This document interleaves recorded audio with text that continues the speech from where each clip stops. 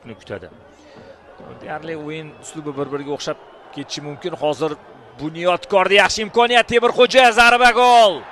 Chiroyli gol, chiroyli pas, to'xtatdi va yerga tushirishi bilan to'pni sakrashini kutib, qanday chiroyli zarbani amalga oshirdi. Tajribali futbolchi Temurxo'ja, jamoa futbolchi chiroyli uzatmani amalga oshirib berdi. Keling ko'ramiz, qanday yuzaga keldi bu gol.